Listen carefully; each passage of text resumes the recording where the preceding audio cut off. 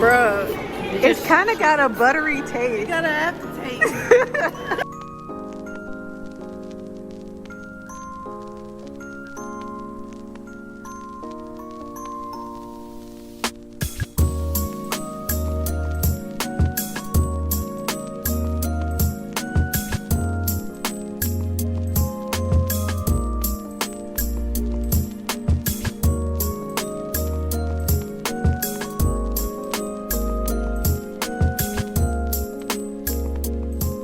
Happy Sunday! Pat just got back from the grocery store. So, yeah. Let's just do a quick grocery haul while I still have time. Okay, so we got some everything bagels. We've got some green onions. This is unboxing. We have these, what is this? Barbecue and black pepper Toscano chopped salad. I'm like literally like Never tried it. basically this is an unboxing for myself too because I didn't go grocery shopping. We got eggs because you know Pat likes eggs. I'm not really an egg person, so there's that. We've got, I think you got two of these strawberry. This strawberry walks into a bar, cereal bars. I don't eat these. They remind me of those ones from like back in the day that my mom used to get, and I used to not like those. It was those and then like blueberry. Did not like them. It tastes like a cake. It's actually pretty. And then I got the sweet chili mango salad mix as well. Got bacon. We got some more fresh Atlantic salmon, which we've been getting since I think cooking for my parents like almost like a whole month ago. Almost like 2-3 months. Yeah, 2-3 months ago. I think it's like when we like first moved into this apartment.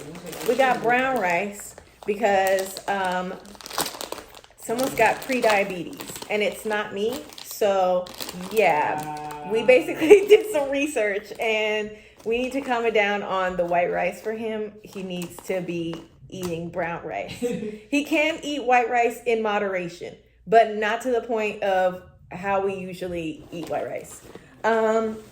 We got some chicken sausage, garlic and herb, and a spicy Italian.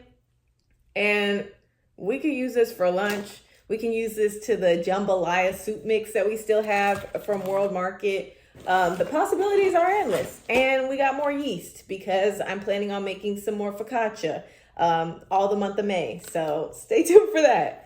So that's all in the first bag. Now let's get into the second bag, shall we? We got some frozen meatballs,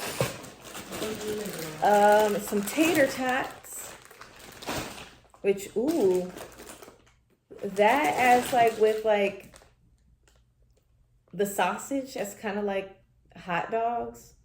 That'd be kind of good, I guess. Or just don't listen to me. What do I know? Fettuccine Alfredo. Because the way he was looking at me like, nah. There's spaghetti carbonara. These are just quick meals we get when we just don't want to cook from scratch.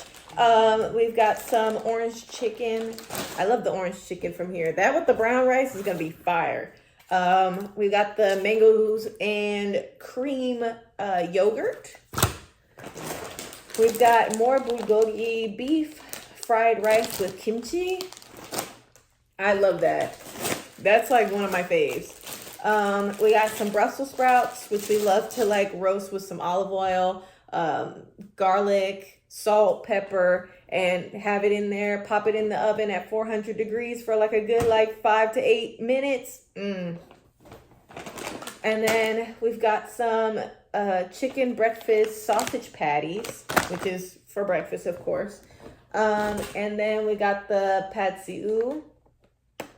And then we got some almond milk because we're not drinking regular milk around this place.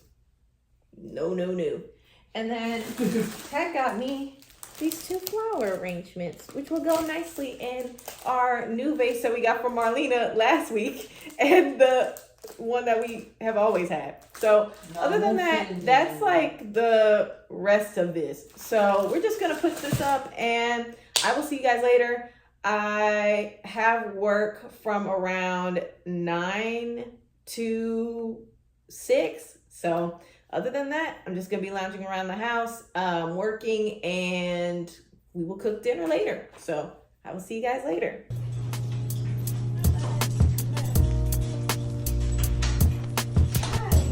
Hi.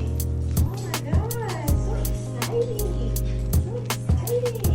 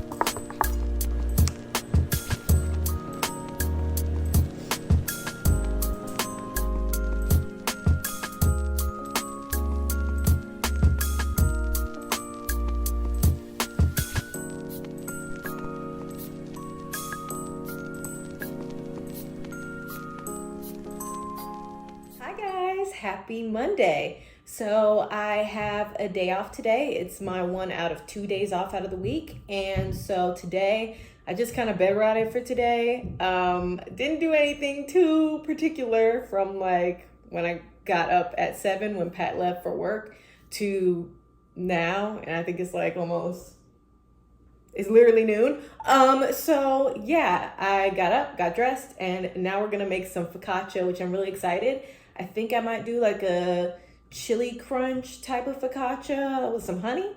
Sounds pretty good, so let's try it.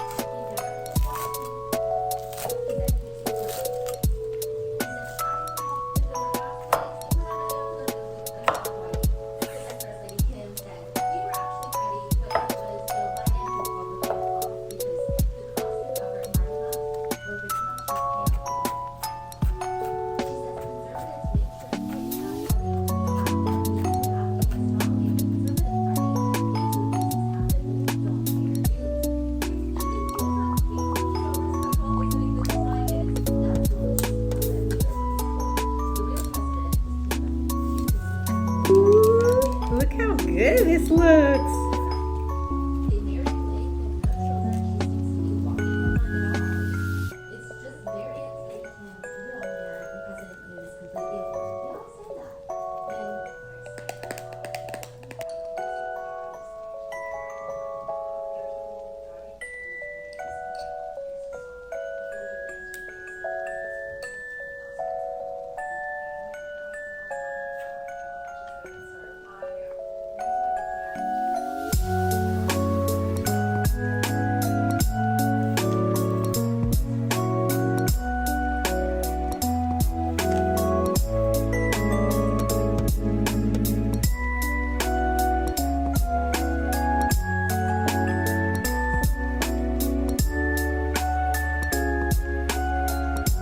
pop this baby in the oven.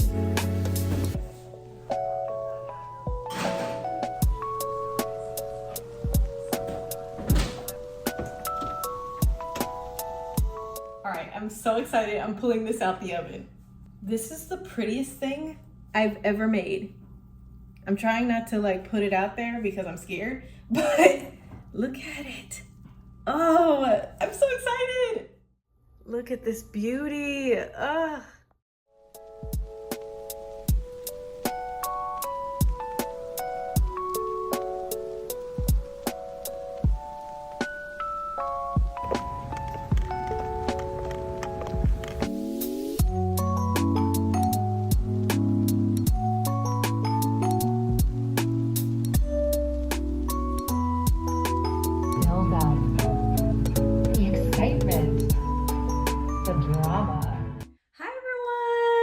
Happy Thursday. So I do have work from 1 to 9, but I wanted to kind of do, like I promised last vlog, to do another kind of like book review slash like progression into the books that I've been reading recently, because as some of you guys do know, but for those who don't know, I have been back to doing like fun, reading as like my hobby, that I always loved doing as a kid.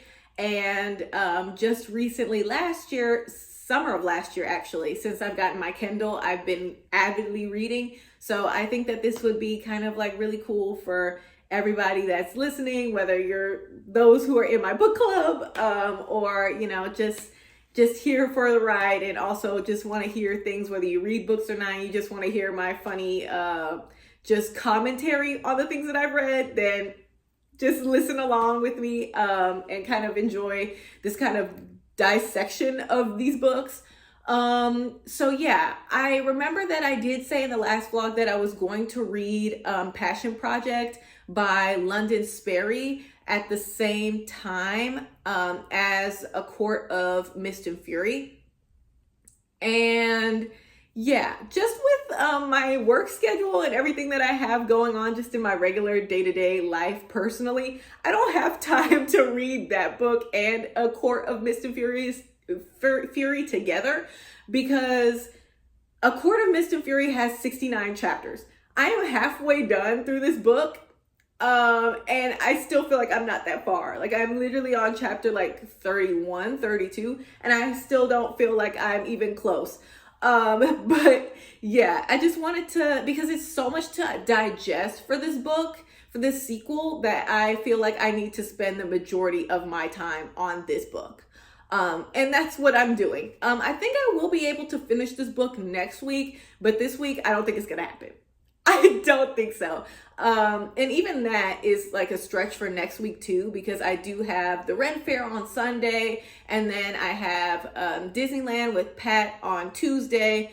So yeah, I've been basically trying to read during my breaks at work and stuff like that. So that's why I've been trying to, take my time with this book, because sometimes when I'm reading, it feels like I'm rushing and then I don't really understand the plot, and I need to stay focused. So I will talk about Say You'll Remember Me by Abby Jimenez, because I did read that book like, I would say the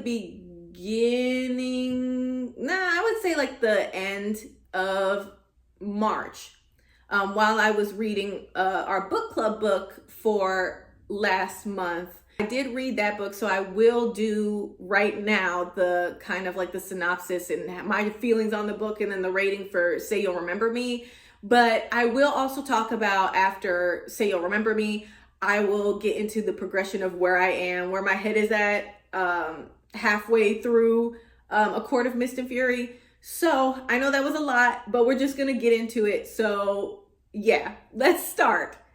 Okay. So Say You'll Remember Me by Abby Jimenez. I loved Abby Jimenez's book Just for the Summer, and I think that's the only one besides Say You'll Remember Me that I've read so far. I know she has like a lot of other books besides that one, which I feel like I need to like read more of her books, like the ones that I've already been out besides Just for the Summer, to try to get like kind of like a better feel on her writing and things like that, because a lot of people that I either read their reviews on the book or I watched reviews on YouTube or TikTok and how they kind of, reviewed the book and how they viewed it just in general as a book as its whole. A lot of them have read like most, if not all, of the books that she's already read. So yeah, I feel like that would give more context. I've heard a lot of negative reviews about Say You'll Remember Me. And even though I didn't love the book as much as I loved Just for the Summer, I still liked the book. And here's why. I like the book, and this is something that people saw negatively, but I actually saw as, I saw it more as a strength than a weakness in this book. And I think partially is because Say You'll Remember Me covered a lot of tough topics that are very realistic to people's lives. Samantha's character, which is the main female protagonist, she has a mother who had dementia, and then later on in the book, which is spoilers, she finds out that her grandmother, who was also, the majority taking care of her mother who has dementia, she had a terminal illness as well, and unfortunately she does die in the book as well, and we kind of talk on grief and things like that. And a lot of people did see it negatively, and they didn't like how sad it was in comparison to all her other books, because her books are all in the romance genre. So a lot of people thought it was more of, I wouldn't say that they would think it was a Debbie Downer, but I think a lot of people just thought it was like the subjects that were talked about in the book was way too heavy. And a lot of people thought that the scenario wasn't between both Xavier and Samantha, that they weren't like that. It didn't seem like they were ever happy in the book. And I think I would say that I would disagree with some of that. Like, I get where they're coming from, but I feel like majorly, for me personally, I would disagree, because I feel like it's a lot of people deal with a lot of tough times in their lives, whether it be financial, especially as we are adults, like if it's financial, if it has to do with, sick family members, whether it has to be with certain things of like long distance relationships, like that's what's covered in the book. And for those who do not know, if you're just kind of just trying to figure out what this book is even about. So Xavier and Samantha end up on a first date when they both lived in Michigan. However, the first date that they had together was their last in the state, because Samantha was going to move, and she did move to California, back to her family's house where all her family lives, because they need more help. Her family needs more help to support her mother who has dementia, and the dementia is getting more and more progressive as the days go by. So they need more support to take care of her mother, which makes sense. So Xavier decides that he doesn't want to forget her, despite Samantha wanting him to forget her, because just in general, it just didn't seem like it was going to work to continue to see each other and try to see where the relationship was going to go if they were on opposite sides of the country dealing with opposite things, because Xavier was a veterinarian and he would do a lot of hands-on and volunteer work, and it was, a lot on his end, as well as all of his obligations in Michigan.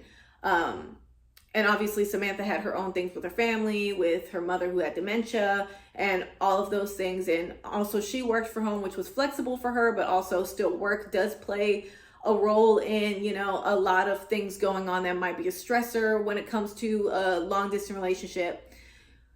But they do end up pursuing it anyway. And a lot of it talks about not only their own struggles that they deal with in their own jobs, with their family lives, because Xavier lived in a very toxic household and he moved out when he was young, and it's kind of like a sore subject for him as well, with family, but in a different context. I think it's just more realistic to people's lives. I really do. And I know that us, especially for people who love romance, because I feel like I'm a romance buff, I feel like we use romance books as a way, as escapism. I mean, like, that's largely why a lot of people love books, is the stories that they tell make us escape from possibly things that, you know, are going on in our daily lives. And we want the magic, we want the glitz, we want the glamour, we want the romance, we want the action. And, you know, when we have more daunting or more heavy contexts and situations in books, such as, you know, dementia and mental illness and toxic family and abusive family dynamics and that whole thing, we tend to not like it as much because it's too realistic to our world. Like, we can all in some way identify with these characters and their struggles. I truly enjoyed it. I did like the way that in the end they were able to come together and they were able to get engaged and married, and still being able to, you know, Xavier was still able to have his life as a veterinarian, even when he had basically, you know, just cut it all dry to go in and live and have this life with Samantha, despite all of like the financial hardships that would come with just, you know, just ditching his work and career and life in Michigan to move for Samantha. But I definitely think it is very realistic to how relationships work. And sometimes it's not always going to be like you get swept off your feet and everything is hunky-dory. That's not really how life works. It's not really how relationships and love works. It just doesn't. And whether or not, like, you know, I feel like in more context, like in a book, it can be more extreme than in real life. I think it was very important to have that as a thing.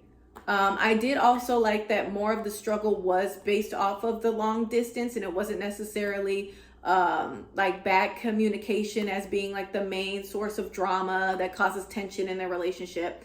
Because oftentimes I do see that a lot. It's very common in a lot of romance novels these days to make bad communication or miscommunication as kind of like what's the make it or break it between two protagonists that are supposed to be in love. And I think that, you know, I've never been in a long distance relationship, but I do know people who have and who are in them, and how, you know, hard they can be because you want to see them every day. And often there is a lot of financial tasks at hand, and trying to balance being in a relationship and still having your own life there in your own hometown while your partner is trying to do the same thing in theirs. But yeah, I definitely did love the book. I never really had any much context on what dementia is like, because I don't have anyone close in my intimate circle that has dementia, or had a family, or, you know, anyone in my circle who might know or have a loved one that has dementia, or something of that under that umbrella. So I can't really speak for it, but I do think that it was very interesting to have that as a plot line and seeing how that is, because I don't know what that's like on a day-to-day. But it definitely brought some more education for me about dementia and how that not only affects the person who has it, but everybody around them. If I were to give this out of 5 stars, I would give this a 4.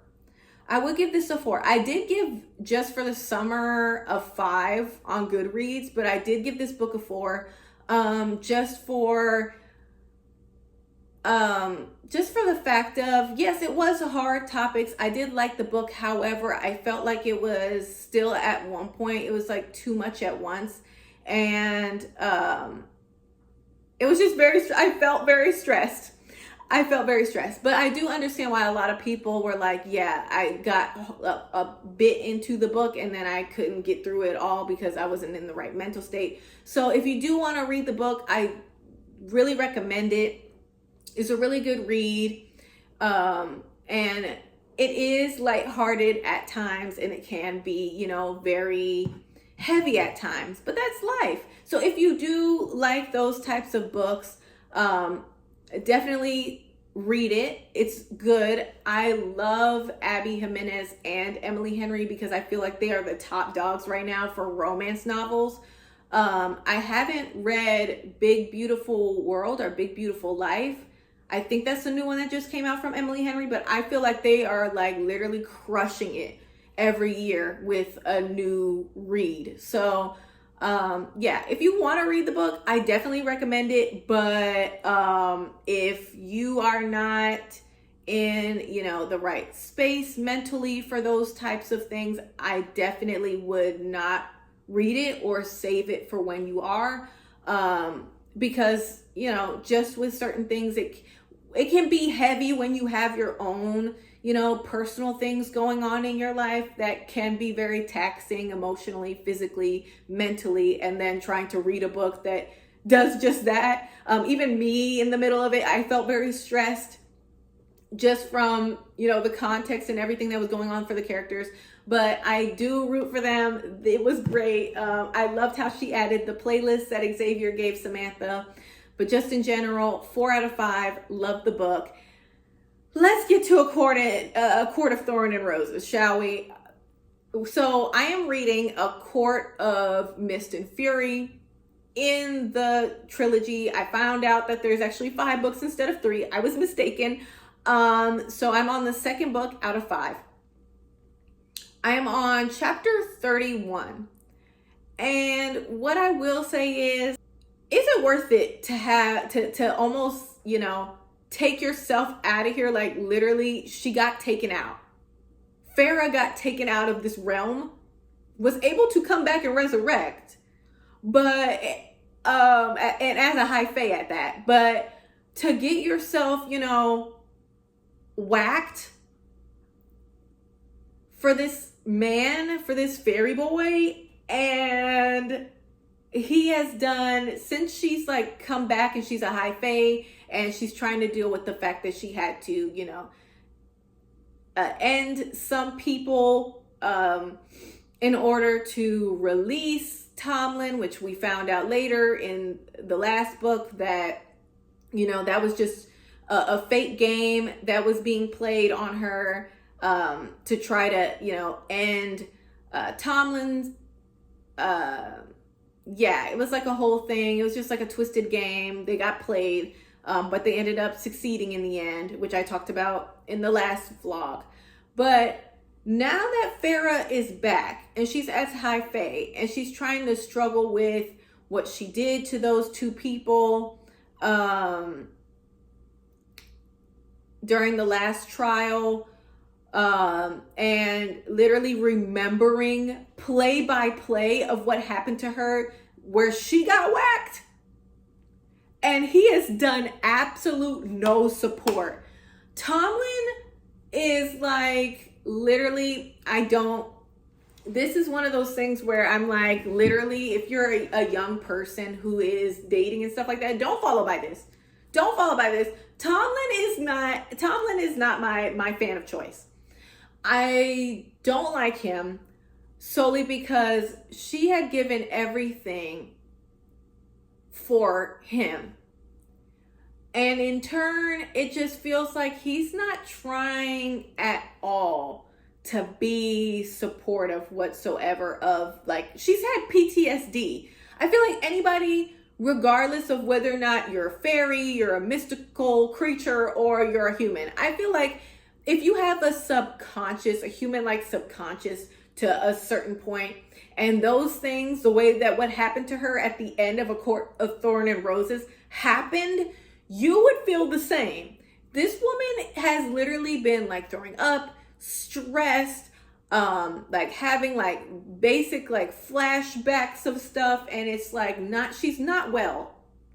It's not good. He's done nothing, and I'm literally tired of him. I'm literally tired. But yeah, I'm trying to see how this is gonna go because I want Rysand for Farrah.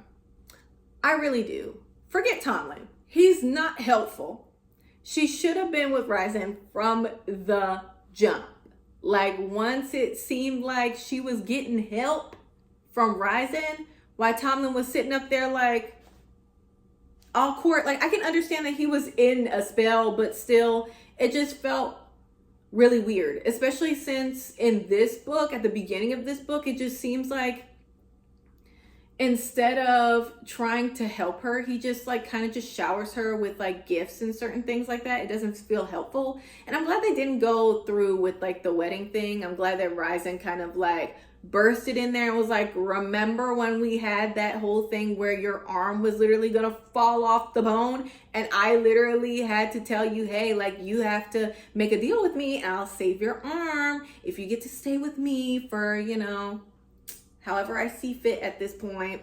And I'm glad that we kind of got that back, because I was thinking in my mind was like, when is he going to come back in this book and be like, remember me? Remember what what was promised to me? We need that back. So they run it back. It's just them two. And now she's with the Night Court. And I love that because we get to see like the new, like every single, like, I hope we do that in every single book. Like, we get a little bit of the world that we're kind of building here and what that looks like. But yeah, just in general, I like Rysand for Farrah better just because it seems like he's actually trying to help her gain not only the power back over the trauma that she's experienced, no thanks to Tomlin, but also the fact of being able to notice that because she got resurrected as a high fae, she has a little bits and pieces of powers from 7 high lords. What is going on? What is going on? I did not know anything about that. That is like literally insane. So far I am loving this book. I think that Tomlin needs to go. He's an okay character. I don't think he's okay for her. Literally, and the fact that like literally Farrah's like bar is so low because of Tomlin that she's like, oh my God, like Rysand is trying to help me through my, you know, my traumas and fears and trying to get me to become powerful and own myself. That now I'm in love. I'm like kind of like in love with him now. Like, I get it. I'm for it. I ship it, but I think we should probably wait a little bit. We should probably wait for like that whole thing if we're going to make it to a romance between those two and kind of kick Tomlin out, which I know is going to become a love triangle. There's going to be a love triangle within either this book or within this series as a whole. I'm here for it. But yeah, Tomlin, not liking him. I even kind of was like, towards the end too, when she like borderline, like she basically got whacked in order to save him while he like literally sat there for like the longest time. Like, so that is it for just kind of my book reviews. I hope you enjoyed it. But yeah, that is kind of like the end of my week for the most part. I have work tomorrow from 1 to 9. And I think, yeah, I have work on Saturday from like 1 to 8. So other than that, I'm just going to be chilling around the house, hanging out with Remy, who's literally passed out asleep on the chair. And yeah, all of that is well and good. I will see you guys in the next vlog. Don't forget to be nice to yourself and others. Drink water, take your vitamins, and yeah, I will see you guys in the next one. Bye.